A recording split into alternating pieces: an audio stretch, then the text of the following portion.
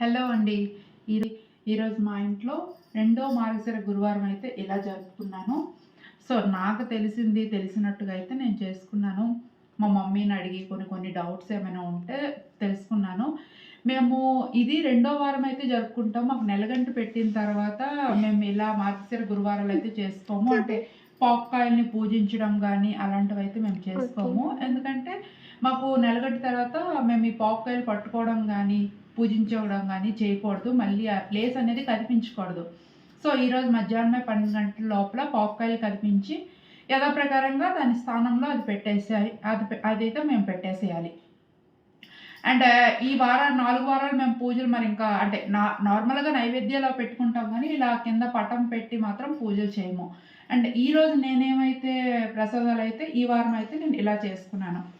కాబట్టి ఈరోజే కొంచెం మంచిగా అన్ని రకాల ప్రసాదాలైతే అన్నీ మంచిగా చేసుకుంటాము. ఇదిగో ప్రసాదాలు ఈరోజైతే నేనేంటి చేశానంటే పరమాన్నం, జుడుంబూర్లు, అటుకులు పాయసం, అటుకులు పెసరపప్పు, ఫ్రూట్స్ ఓ 4, 5 రకాల ఫ్రూట్స్ 2, 3 రకాల ఫ్రూట్స్, కొబ్బరికాయ, పులిహోర ఇవన్నీ నేతితో చేసినవే. పానకం. మధ్యాహ్నం మధ్యాహ్నం భోగం కోసం ఇంకా దద్దోజనం, ఇంకా జుడుము, ఇంకా కూరలు కూడా జుడుములతోనే చేయాలి. అన్నీ కూడా నేతి వంటలే. మధ్యాహ్నం నేను ఏమేమి ప్రసాదాలు చేశాననేది నెక్స్ట్ వీడియోలో షేర్ చేస్తాను.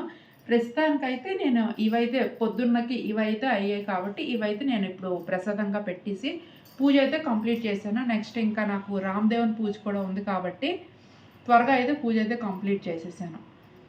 సో, మీకు కూడా ఈ ఆచారం అంటే నెలగంట పెట్టిన తర్వాత ఇలా మార్గశిర లక్షవారాలు పూజ చేస్తారా లేదని నాకు కామెంట్ చేయండి. పూజ చేసుకుంటాము. కాకపోతే ఇలా పీట మీద పటం పెట్టి పూజ చేయము. ఇలా పూజా గదిలో అయితే మామూలుగా పూజ చేసుకుంటాం. మళ్ళీ పాక్కాయలకైతే పూజ చేయము. మళ్ళీ 1 ఇయర్ తర్వాతే వాటికైతే మేము పూజ చేసుకుంటాము. మీరు ఎలా చేసుకున్నారనేది నా కింద కామెంట్ బాక్స్‌లో కామెంట్ చేయండి. అండ్ ఈ వీడియో నచ్చితే ఒక లైక్‌తో పాటు సబ్స్క్రైబ్ కూడా చేసుకోండి.